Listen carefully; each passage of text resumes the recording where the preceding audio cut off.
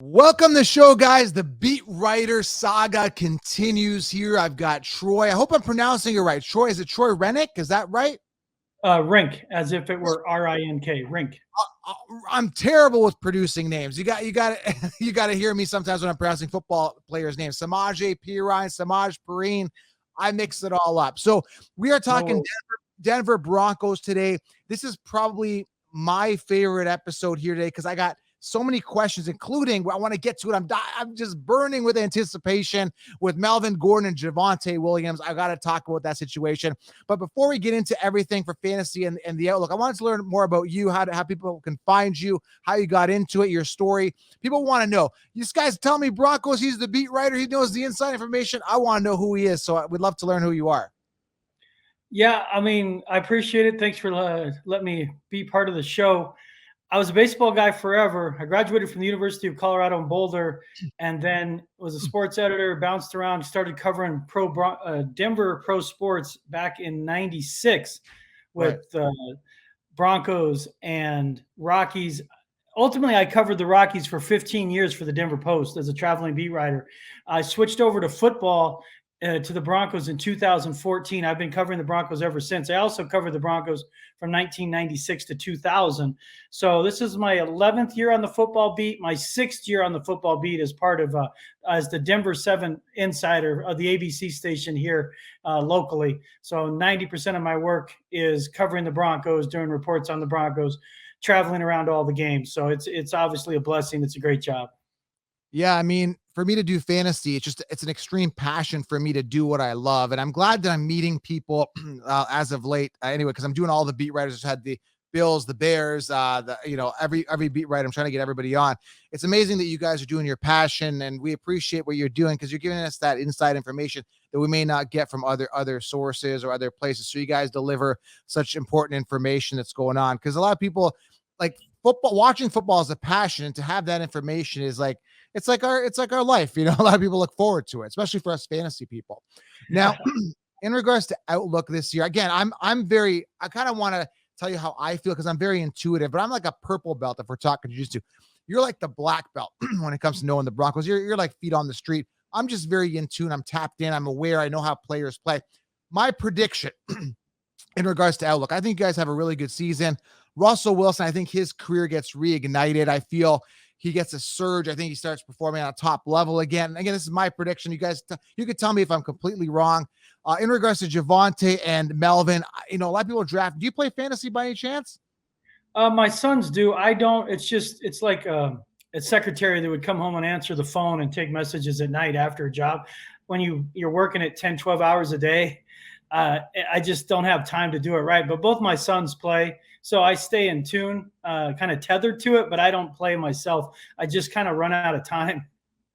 Yeah, no doubt. I mean, your life is football all the time. What do you need fantasy for? You're like a reality. So again, in fantasy right now, Melvin's being hated a lot. Now we got to look at Melvin throughout the years. I think he's got like 1,000 yard rushing season. He's a good, and I call it straight. I'm a straight shooter. I don't think the guy's that good. He's years to wow me. I'm not wow. He's a little engine that could do it. And it's kind of like Marlon Mack and Jonathan Taylor last year. It's like, we can run Marlon Mack. He's average, but let's play our beast. And I want to see Javonte. And when Melvin re-signed, I lost it. The fantasy community lost it. Get rid of this pest. Let Javonte run. Last year, eight touchdowns for Melvin, 4 for Javonte, 203 yards apiece attempts. So again, he's a first-round pick, Javonte. Late first round, early second. I think it's expensive because I really feel Melvin's going to be a pest. So I want to talk about that. And then there's this big question that's coming right now. It's like, who is going to be the wide receiver one? Jeudy, years to wow us, we're not wowed, but he's had, injuries or whatever. And then he's had the bad quarterback play and all that stuff. Finally gets a good quarterback. He was a top prospect coming in. And then Sutton, he's got a little more experience. I'm leaning a little bit more Sutton, but a little more receptions towards Jeudy. So those are my questions. I got so many questions. Let's start off, I guess, with the first thing. Russell Wilson, is he going to be the man this year? Is he going to come out, surge back, take these guys to tough division, top of the division? Is he going to resurge it? How did he lost his luster there with the Seahawks? Is this going to pump life back into him now? How does he look? Yeah, listen, Russell Wilson's arrival in Denver, he lifted the veil of darkness. Ever since Peyton Manning retired, the Broncos have had 11 starters. 2 have had a winning record. Brett Rippon at 1-0 and Trevor Siemian at 13-11. They've been awful. I mean, there's just no way around it. They've missed the playoffs 6 consecutive seasons. Only the Jets can say that, which tells you how bad it is. They've had 5 straight losing seasons for the first time since 1963 to 72. That's pre-NFL merger. It has been a dark period. So the arrival of Russell Wilson has been embraced locally and nationally as almost identical to when Peyton Manning arrived. And the difference was Manning arrived at the end of his career coming off major neck surgery. So it wasn't really sure what he could do. He ended up having, the greatest season in NFL history. He led the Broncos to 2 Super Bowls and a Super Bowl title. Wilson's in his prime.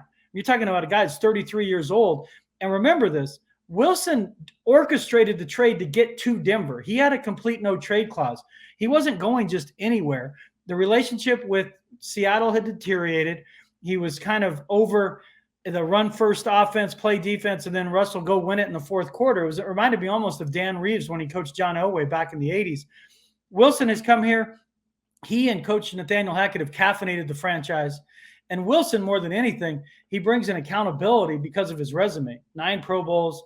Players around him act differently. I saw the same thing when I covered Peyton Manning.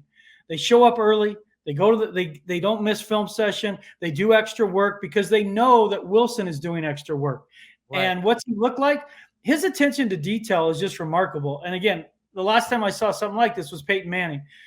Russell Wilson goes through drills in practice as if he were a JV sophomore trying to get on the win a varsity job. Everything looks like it's a clinic, like he were putting a video out. Wow. And so the way in his accuracy is pinpoint.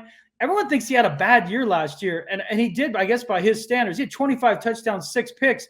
That would be the greatest year the Broncos have had since Peyton Manning. I mean, they have had a 1-to-1 and 2-to-1 touchdown interception ratio since he retired. The upgrade is tremendous. It's just lifted the whole Broncos country because now you mentioned the division, the AFC West. When you play Patrick Mahomes, they've lost to the Chiefs 13 straight times. You play Justin Herbert and the Chargers. You played the Raiders. I mean, their record in the AFC West is like 5-13 the last few years.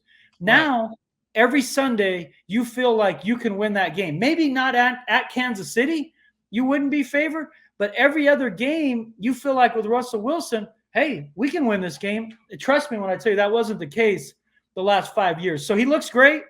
He's got to figure – the one thing he's going to have to figure out, and figure out's probably the wrong term, the nuances of a Nathaniel Hackett offense.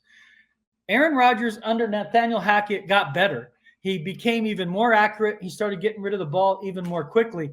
Can Russell Wilson learn at this stage of his career to take some layups, move the chains, and resist the temptation to go deep when he knows a blitz is coming? Because in Seattle, it looked like last year when I went back and watched it, it's just he was pressing. He felt like their defense was awful. They couldn't stop the run, couldn't get off the field. So he was constantly looking for the big play. But if he learns to take the short layups here and there, I see a season for him of like 35 touchdowns and 6 picks.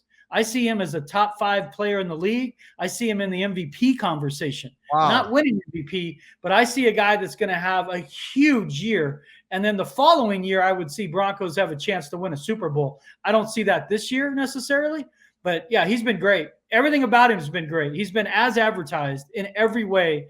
Again, we got to see it, but you just have to understand how bad the quarterback play here has been for 6 years. So when getting Russell Wilson, it just changed the outlook on everything.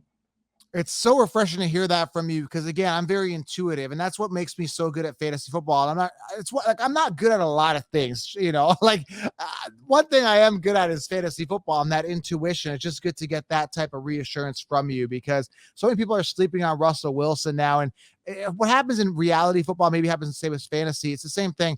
It's the recency bias. Once a player has like a down year, a bad year, they're kind of like, yeah, I don't think he's that great anymore. And I think Mahomes, I think he's hit his pinnacle years ago, the 50 touchdown season. He's lost his big threat, deep receiver. The big threat I think is Herbert. I think he's the real deal. I actually think Herbert's better than Mahomes. Maybe not this year, but he's really, I think Herbert is really good. So I think it's going to be a very competitive division. in regards to guys like Derek Carr, I just don't think that guy is good at all. I think he's overpaid. That I don't even know why they re-signed him. He's 2 playoff appearances, lost both. Derek Carr completely overrated for me. But again, Russell Wilson just really, really excites me this season. Is he going to get the protection that we need O-line wise, or do you find he's going to be going back to like scrambling a lot, or is he going to have time to settle in, make some good passes downfield, or is it going to be pressure a lot for Wilson? Yeah, I mean, listen, their line is a question mark, and Russell's been sacked way too many times. When you look at let's just take the last 3 years, 48, 47, 33. I mean, he's been sacked 427 times in his career. That's too much as he's entering his, kind of prime at 33. Some of that's on Russell because he likes to color outside the lines and extend plays. So some of those are not on the offensive line. But, when you look at Seattle, they had this belief at times that they could take like any basketball player and make them a tackle, anybody that's ever played football and make them a functional NFL lineman. And you see that like with Joe Burrow. Sometimes you just take for granted that anyone could play line in front of these quarterbacks. That's not the case. Like Manning, I watched it. He turns any line into a good line because the ball's out like that. Russell's not like that. So to your question, they need Garrett Bowles to play well. When he's right, he's a top 10 left tackle. He was a couple years ago. Last year, he I don't want to say regressed. He just wasn't the same player he was when he was a near all pro 2 years ago. Right tackle is a question mark. Billy Turner that was brought in from the Packers. If he's healthy, he will start, in my opinion. They brought in Tom Compton at right guard. They're probably going to have the young kid, Quinn Miners, who's an absolute brute in the running game. He's got to get better in the passing game. Lloyd Cushenberry, their center's played every snap the last 2 years, but he hasn't graded out well. I do think the zone blocking scheme will fit him better because he's a little smaller and he's a more mobile. And then Dalton Reisner at left guard, again, paired with Bowles. They've got talent and they've got a little more depth. The one thing we don't know is how they're going to adapt to the zone blocking scheme. They have a new line coach. They have a new offensive scheme. They're going to run the football well. We know that. And that is going to be key to Russell Wilson. When you ask about how's the line going to protect him, the best way the line's going to protect him, frankly, is they run the football well to set up play action to create better spacing for him. But it is a question mark. It's a question mark going into camp. And until they put the pads on, we don't know. They have some talent, but they need Bowles to play well. Like they can't even worry about that. That's got to be – has to be solid. And then they need Billy Turner at right tackle to play like he did with the Packers the last couple of years and be healthy. And if he is, I think they're fine. If he's not healthy and Bowles regresses, it's going to get a little greasy for Wilson where he's going to be running around and he can do it, but it's just not the idea you want for him, the path you want at age 33, still getting sacked 40 times a year. They need it. That number needs to come down to like 25. Yeah, I'm not going to hold you to anything, but I want to ask you in regards to percentage on how much of an improvement it was from last year, him in Seattle. Is it a 10% better O-line for him, a 20%? If you were to gauge a percentage on how much in a better situation he is percentage-wise than he was last year, just hypothetical, like kind of ballpark. Yeah, I mean, I would say it's probably, like you said, 15, 20%. Because Dwayne Brown's really good. Yeah. And Bowles wasn't as good as like Dwayne Brown last year. So that left tackle position, when a team's good there, that's a meaningful, significant spot. I'd say across the line, the Broncos have a chance kind of a little better. And it just, the caveat is I just don't know how they're going to adjust to the scheme yet. They're not in pads, and we don't know. I do think it'll be a little better. And I believe Russell Wilson, with the first time in his career with an offensive-minded head coach, is going to listen when the coach says, hey, get the quick slant, use the running back out of the backfield. You don't have to run around and make plays all the time. Sometimes, we want you to do it. But I think some of the sack numbers will go down as Wilson shows a little bit of restraint because he's going to be on a better team than he was on Seattle the last couple of years. The Broncos defense is really good. They're not great because they don't get sacks and takeaways, and that's in large part because their offense stunk and rarely led in games. But with an offense that leads, I think it leads to Russell Wilson having to take fewer chances, which brings his sack total down. So I do think the Broncos line is a little better. How much, I don't know until they get in pads. Amazing information there. Absolutely. Now, again, I am excited about the Broncos this year. I will probably be watching all the games because I'm a big Russell Wilson fan. So you've got the quarterback, I think, figured out. O-line sounds good. which leads into the biggest question. I would say there's two big questions, and it revolves around Denver because there's so much fantasy relevance around this team. Is the big question Javonte Willams and Melvin Gordon? Again, we have nothing personal against Melvin Gordon. I'm sure he's a nice guy. But when it comes to fantasy, we want to make sure our running backs, the ones we draft, especially early guys like a Javonte Willams, gets his volume. And he was primed for a big season. As soon as they brought Melvin Gordon back, we know he has that rapport with Russell Wilson and all that stuff. Distribution. How is this going to play? And again, we're not going to hold you to it, but we want to get your best. If there's anyone that's going to answer this question, it's either probably going to be, a head coach or someone. Then there's you, right? How is this going to play out? Is Javonte going to get more than 203 attempts? Is this going to be a 50-50? Is it going to be a 60-40 in Javonte? Do they want to make Javonte the workhorse running back? Because I remember Elway and the guys, when Freeman came in, like, we're looking for a workhorse running back. I remember this interview, and Freeman just never lived up to type of expectations. And Lindsey came in. He was a pest. He was annoying. I got annoyed with that whole situation because I thought Freeman was going to be the workhorse. I know Javonte's better.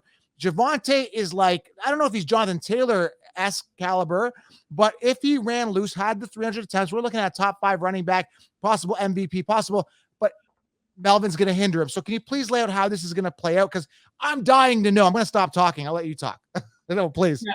One thing is certain. They will not end up with the exact number of carries as they did last year. I mean, it was unbelievable. Melvin had 203. Javonte had 203. The chances of that happening again are 0.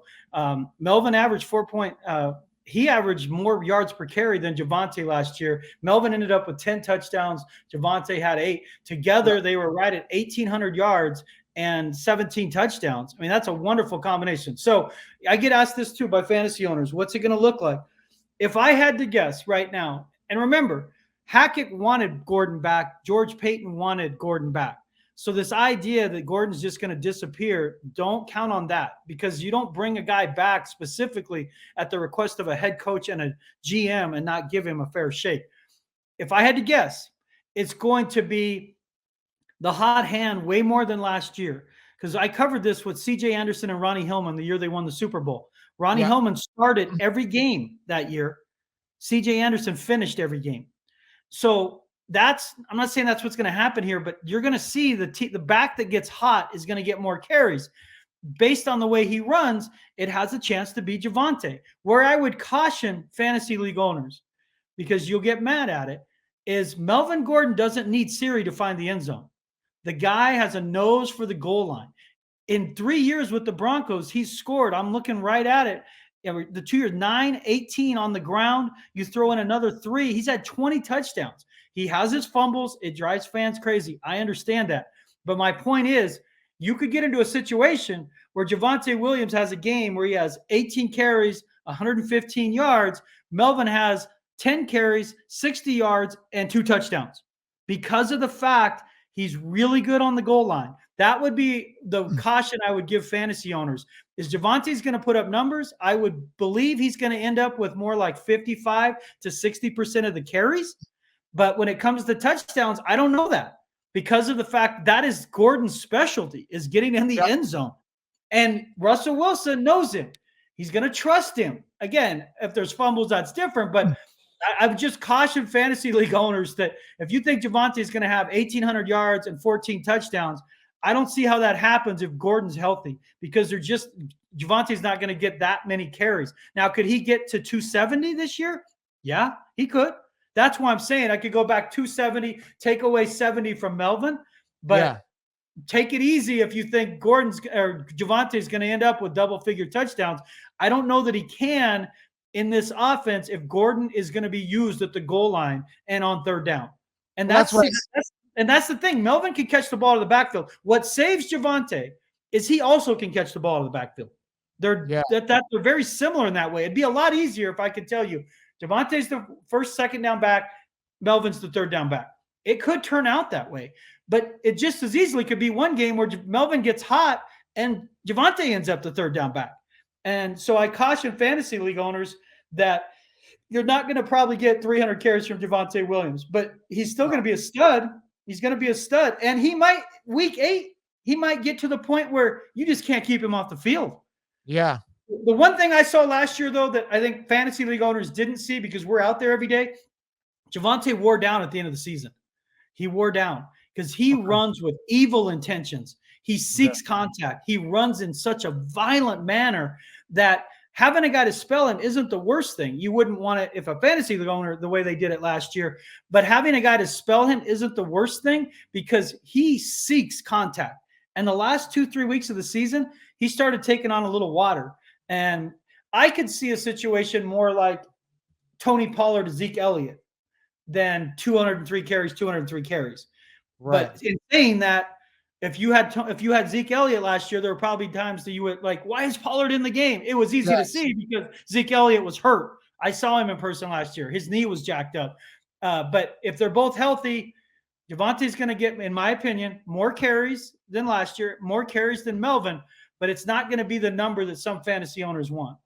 I just had John Machota on, the Cowboys beat writer, on the show. We were talking about that, but it sounds like Zeke is the clear-cut one, but Pollard's going to be used a little more in the passing game. But if it's Zeke healthy, he's never going to be Zeke from 2016, 300 attempts, but he's still Zeke. We know he's the RB1. What's all this BS and all this talk about Melvin saying, well, I'm not ready to give up my job. I'm not going to bow down to this. Like, is there like any tension going on, or is he just being confident? Like, and is there a chance on a worst case scenario? I don't see this at all, but is there some sort of chance that Melvin could be the RB1 in this crazy scenario? Is there a chance that goes that way, leans that way?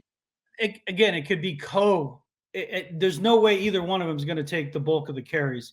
It's going to be because you look at even the Packers last year, the way it went with the end of drafting Dillon, and they had and they play the hot hand a little bit. If you watch how the Packers do things, there were certain games like, wow, Dillon's getting a lot of run, and they have a great running back. So it's a hot hand. Could he be the RB1?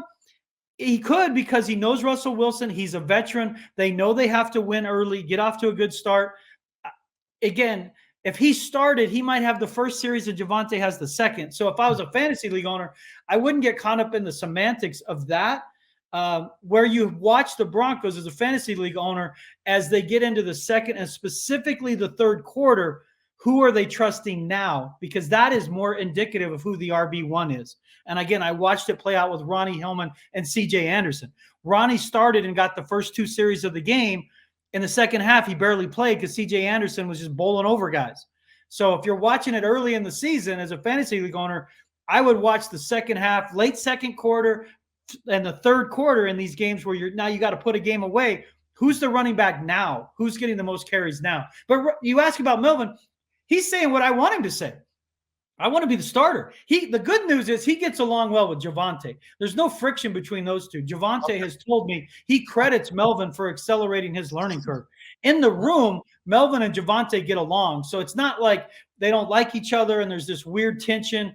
If there were, I would agree. That's not healthy. When Melvin gets on the microphone, the bravado and confidence he has isn't how I've seen him act toward Javonte, and isn't how Javonte's told me he acts and mentors him. So in that sense, I'm not worried about that. And I don't mind Melvin saying, I'm not going down. I want to be the starter. Because you're talking about a team I've covered that, I mean, they reminded me when I was in college where all my friends, you're sitting around a bar all hoping to score and nobody knows how. That's the Broncos offense the last 6 years. And so now you finally have an offense that score. I want good players. Melvin's a good player. And I don't have issue with, again, but I'm not a fantasy league owner either. As a fantasy league owner, you don't want Melvin on this team because he gets in the way of Javonte. I'm just saying from a winning perspective, they have been so bad the last 6 years. I'm not in any hurry to get rid of a guy who has 20 touchdowns the last 2 seasons. Right. I'm a different mindset. I got the fantasy mindset. I'm a very competitive. Like, I don't know if you read the book by David Goggins, Can't Hurt Me, where, he analyzes as if you're in a race, you take the other person's soul, you outdo him mentally. And what bothers me specifically with Javonte, and again, maybe he's not confrontational, maybe he's just being a good teammate. And that's the other way to look at it. I look at it from a different way. You want to say you're going to be the one? Screw you. I'm the one. And that's the mentality I want Javonte to have. But it's like, where's his balls? Like, again, maybe he's just a nice guy and he's playing it right. But if I'm Javonte, I'm like, no, because this is hurting your legacy. If Marlon Mack had ate away at Taylor would never be Taylor that he is today, because now we see his true potential. Javonte, bottom line, is freaking, I want to swear, but I'm not going to keep this PG today, is being friggin' hindered right now. Bottom line. And from fantasy, it pisses me right off. Melvin's a pest. Go away. You've had your chance. You had your chance back in LA, wherever you were playing. You got beat up by Eckler in the last year. And Eckler, I don't think was that good because he was a backup. So anyway, long story short, it bugs me. Is Javonte ballless? Would you say, or is he just being a friendly guy and saying, say what you want, Melvin? I'm not going to say anything. Why is he so quiet? Just bending over here and taking it. That's his personality. He's a man of faith. He reads the Bible before the game. He doesn't listen to music. He comes from a town of like 500 people. He's a family guy. He's very, very, very soft-spoken. That's just who Javonte is. Then when he goes into the field, he has this, it's Batman, boom, pow, bang. Like he's just running into guys, and his personality comes back. But off the field, Javonte is just soft-spoken, man of God, if you will. Like he trusts his faith. He leans on his faith, and he just believes that, that things work out for a reason. And he's going to help things work out a particular way, but it's just not him. That's just not him to be that personality. Melvin has more of that type A personality and outgoing. That's just not Javonte. Now, he may morph into that in the next few years, but right now, that's just not his personality. I'm a man of God, and I don't put up with BS, but I'm glad it gave me that insight about Javonte. Maybe he's just gonna show it. And that's a good thing in a lot of cases, because it's like, I'm not going to talk. I'm just going to show you I could do it on the field. And so in regards, let's recap Melvin Gordon here. I've come to accept now that Melvin Gordon will be a pest, and I'm not going to expect that type of volume from Javonte Willams that I want. I'm not going to get that high ceiling. I've come to accept that. Now, moving on to wide receiver, this is where I'm a little bit torn, okay? We've got Sutton, we've got Jeudy. No, I think this is the biggest question. Nobody really knows who the one is. Now, they're both coming off round 5 in fantasy football, round 4 or 5. Typically, Sutton's coming off a little bit ahead. My gut and intuition is telling me Sutton ends up with more fantasy points, more touchdowns, a little more volume, and Jeudy becomes kind of that PPR guy, kind of like the Lockett, Metcalf Lockett. Judy's the Lockett, Metcalf is the Sutton. I'm leaning a little towards Sutton, but again, it's a little bit of a torn situation. So I got to ask you, do you have any information who Russell's going to gravitate to, who's going to get more volume in regards to receptions? Is there another receiver, Hamler, whoever is going to come in and get some volume? Who is the one here in Denver is the big question that everybody's asking. Well, I mean, it should be Jerry Jeudy. He's reached the crossroads in his career, year 3. I mean, this offseason, he had a brush with the law. The charges were dropped, and then he missed the last part of OTAs with a groin injury. He's been their best offensive player, you could argue, in camp the last 2 years. And then last year, he hurt his ankle that first game against the Giants. He only played 10 games, and he did not get a touchdown. I would have bet my paycheck that this is the craziest stat of the Broncos last year. Jerry Jeudy, 0 touchdowns. Bradley Chubb, 0 sacks. I mean, that is just unfathomable. In the case of Jeudy, they used him as a decoy. He got frustrated. Punt Shermer's offense was awful for him. They ran that stupid jet sweep decoy, took him out of games. It demoralized him. The quarterback play was not good, and he didn't handle it well. I've been bullish on Jeudy. I've said this forever. He's better in space than NASA. Get him the ball and let him go to work. And they've struggled with that. They've really struggled with that. But Russell Wilson is kind of the encourager. He's the guy that puts his arm around guys. He's the one that works with guys to get their potential, reach their potential. He's not a yeller screamer. That's not Russell. I believe this is finally the year we see the best of Jerry Jeudy. Only once in Russell Wilson's career has he had 2,000-yard receivers on the same team. I believe this year the 1,000-yard receiver is going to be Jerry Jeudy at 1,200 yards and like 8 touchdowns, and Sutton's not going to be far behind. But again, Judy's going to have to prove it early, because if they start struggling or something's getting haywire, I can see Russell going to Sutton because he's going to trust him more. He's going to trust him because Sutton's one of those guys. He's covered when open. He's open when covered.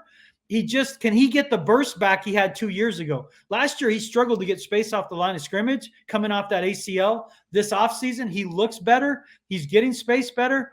I'm going to probably be stubborn and say I am going to be stubborn. I believe Jeudy will have a slightly better year than Sutton. I believe they will be in terms of the stats, Jeudy would be more Lockett and Sutton becomes Metcalf, but Jeudy would have more yards, but Sutton will have more touchdowns. That's how I see it. Because of Sutton's ability to get 50-50 balls and his ability around the goal line, I think Russell will trust him more there. So you can see a scenario where, again, Jeudy has 1,200 yards and 6 scores, and Sutton has 950 to 1,050, but he has 10 scores. That's how I see it. Now, Tim Patrick is the X factor. He and Sutton are very similar players, and Tim Patrick's been their best receiver the last 2 years. He's just steady. He's an old, reliable pickup. He just gets yards every year. He's right around 800 yards, 6 touchdowns. That's who Tim is. I would think his numbers are going to come down this year if Jeudy's healthy, because you can't. They're not all three going to eat. The X factor you asked about is KJ Hamler. He does some of the things that Lockett does, but Hamler probably will start on the PUP list because he's coming off ACL surgery. He's already been doing stuff this offseason in part of team drills, but I would be cautious with him early in the season. He's a guy you could look to pick up, week 4, week 5, is someone that would have 3 catches, 52 yards and a touchdown. 3 catches, 75 yards and a touchdown. He's never going to be a high volume guy this year, but he's an X factor. But for me, I would have Jeudy. I give him the slight bump, maybe stubbornly, as the 1A, and Courtland Sutton is the 1B. That's great insight. Now, should we be worried about any type of looming suspension based on those allegations, the charges in the offseason, off-field issues with Jeudy? And do you trust him health-wise? So health and potential suspension, anything to worry about there?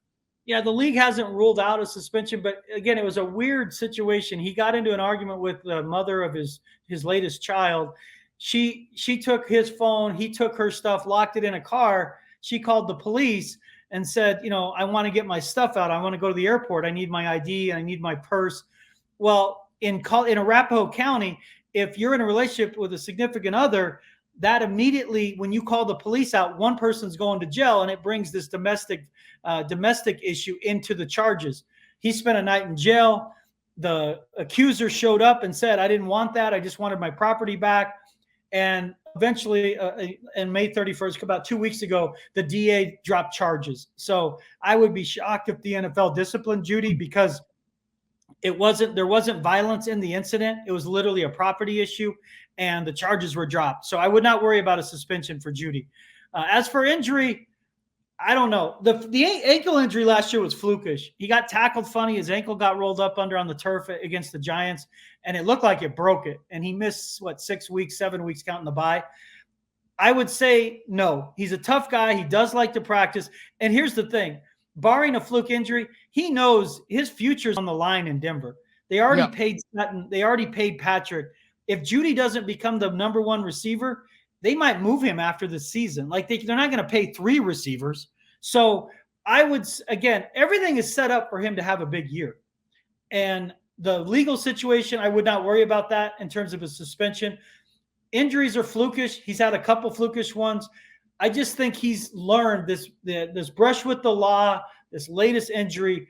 It feels like, in talking to people and sources, it's the wake-up call he finally needed. Like, dude, you got to put it. I don't want to, as Sean McVay has said to one of the Broncos coaches, I don't want to see you. I don't want to hear you. I want to see you. Don't talk about it. Be about it. And that's the point we've reached with Jerry Jeudy's career. We all love his talent, but I can't keep talking about his talent and there's no production. And this is the year it's set up with Russell Wilson. No excuses for Jerry Jeudy to have, I'm not saying a monster year, but a very good year where he's kind of in that Pro Bowl conversation. There's a lot of excitement around Jeudy. Now, I just want to give you a little bit of inside information. This video that came out with Jeudy and the guys dancing. I guess it was a promo video, right? So I don't know if you know this, but I make these jokes like CMC was modeling Christian McCaffrey, and I make fun of that. Or if like someone's like Najee Harris was out drinking in Mexico, shooting pictures of girls. And I said it was on a live. I don't think it went after. And I basically say, guys, focus on football. Like, it's more like I play like a wrestling heel.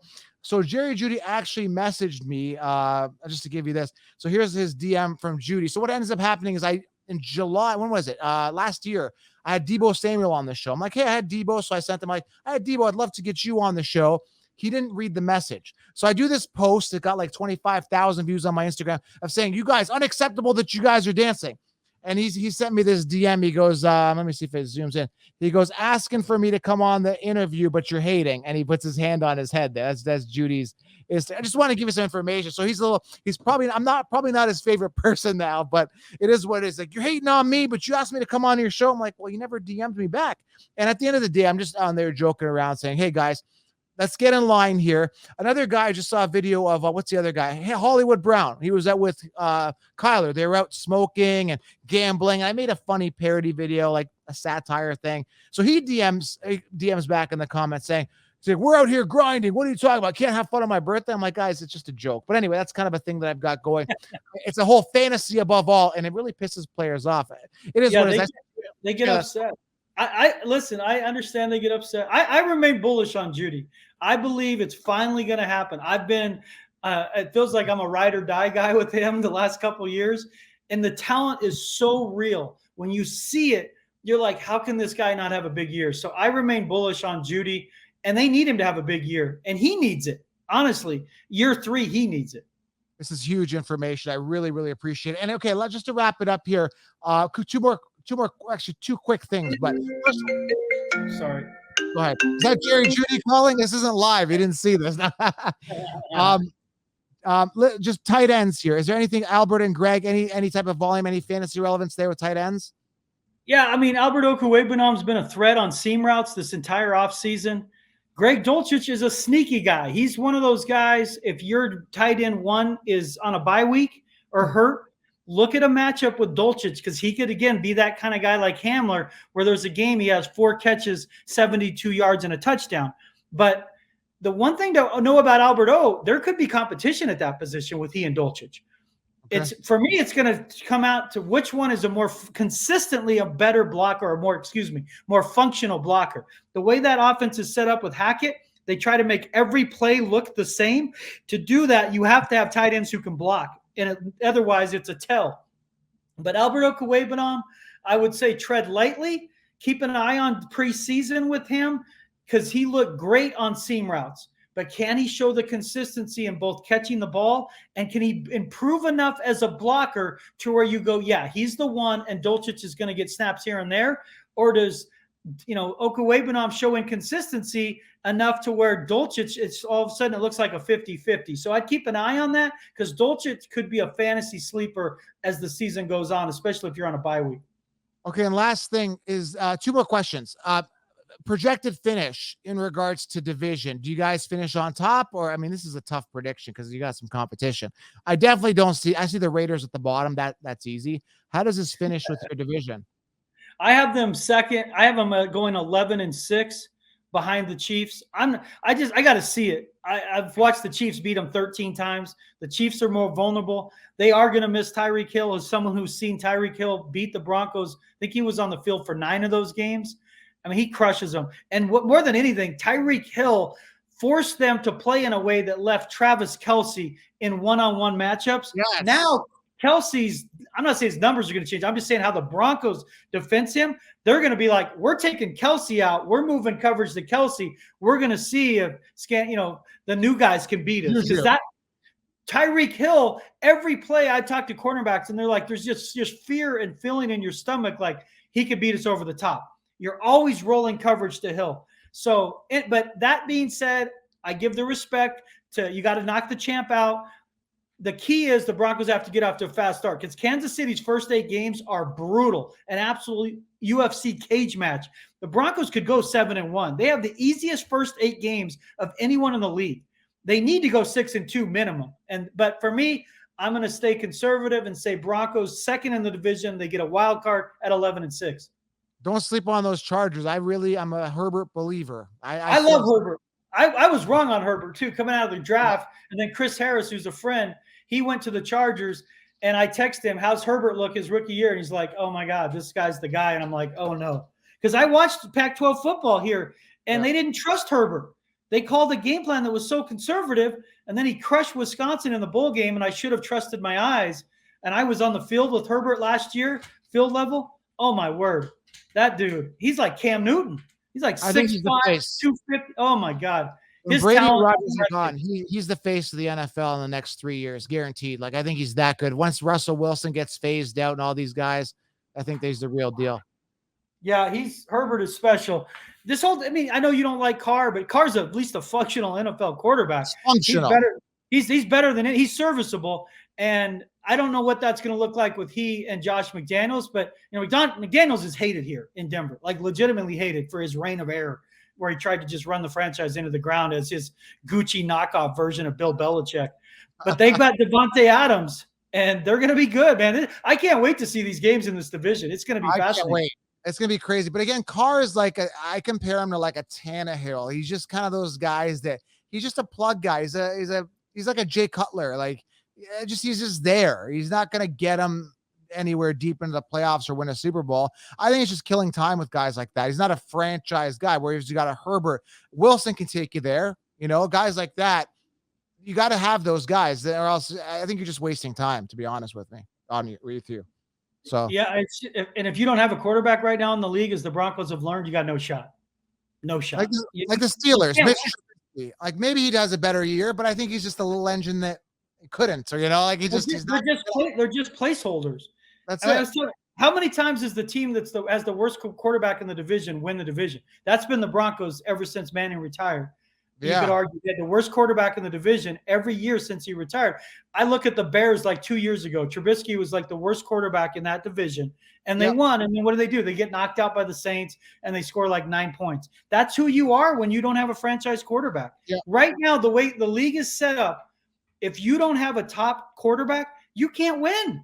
No. And I've lived it. I've watched the Broncos average like 17 points a game at home last year. They were trying to win like they were the 85 Bears. You can't do it. Every rule is set up for the offense to score points. Every rule. So they're trying to go against the grain and win 17-14 when every team that's any good scores 25 points. So, yeah, if you don't have one of those guys, good luck. That's like Seattle right now with Geno and Drew Lock. You look at some of these teams, Carolina with Sam Darnold. You can start making cases, but you can't win with them. Maybe you go 8-9. Like the Broncos, when they had this quarterback issue, even last year, my prediction was they're probably going to be 8-9. Their high end's 9-8. That's who you are when you don't have a quarterback. There's a lot of questionable quarterbacks. Like I'm looking at, is Trey Lance the real deal? Mac Jones could probably get it done. I believe in him. Just quick glance here.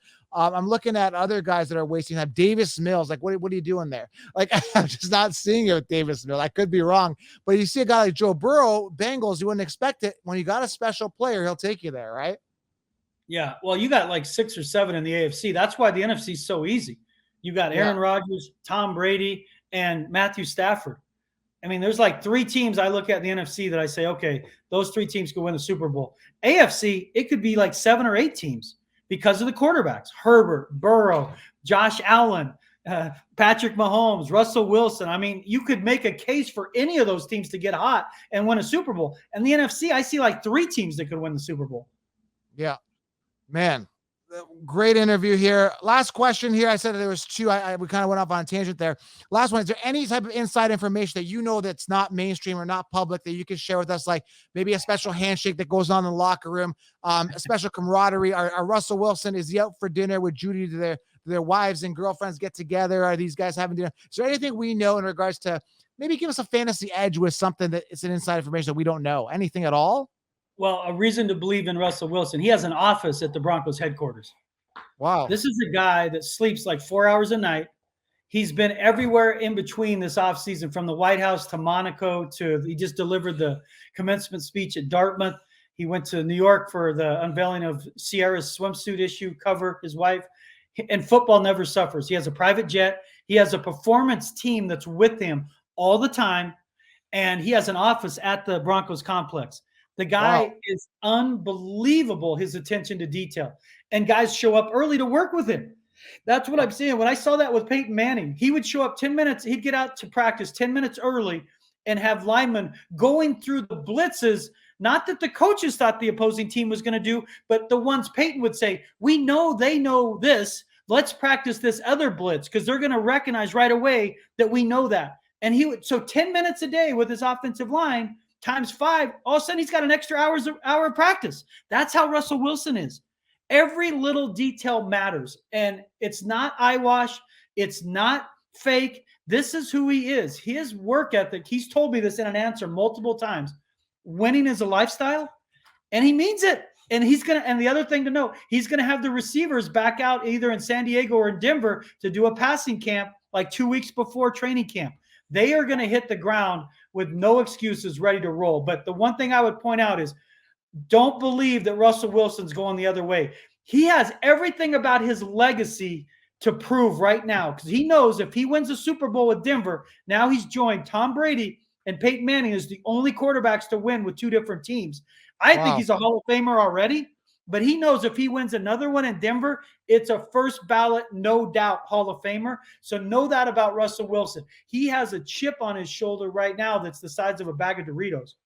That's really, really, really good inside information, because I'm hyped about him for fantasy. And again, you are reinstating my intuition. You're confirming it. So it really means a lot. Yeah, well, I appreciate it, man. Troy, it means a lot. How do they find you? Best place, Twitter, right? You're on Instagram as well. Yeah, I'm on Instagram, but that's more of stuff I post on Facebook that doubles up on there. But you can find me on Twitter at Troy Renck, TroyRenck.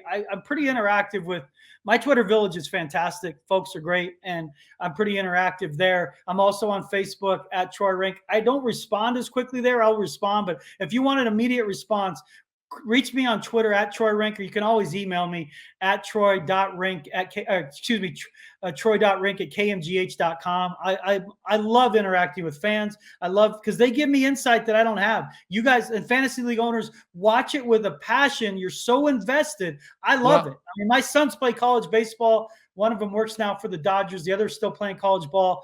And people ask me all the time, who's your favorite team? The ones my sons were playing on. So that's how fantasy league owners are. They're so invested. You guys pick up things I would never see because I'm watching one team. I have trouble watching the entire league. So you can reach me on Twitter, folks. Thank you guys so much. I really appreciate having me on the show. I appreciate it. Stay on for a second when we get off. And thank you for being with us, Troy. Appreciate it, guys. Make sure you subscribe. Check out the rest of the Impact series, bringing on the best and brightest minds, beat writers on the planet. Excited. I checked out my podcast, the Broncos podcast with Troy Renck. That's up there. Subscribe, listen to that. If you want, that's where you'll get the 2 times a week. I drop a pod on the Broncos with player interviews, insights, all that good stuff. And as we lead into the games, I'll have a preview pod every week that can give you some fantasy tips. What's it called? The Broncos podcast with Troy Renck. Okay, perfect. We'll find it, guys. Spotify, right? iTunes, Spotify. It's on iTunes, Spotify, wherever you get your podcast, it's on there. All right. We appreciate you guys. We're out. We'll talk soon.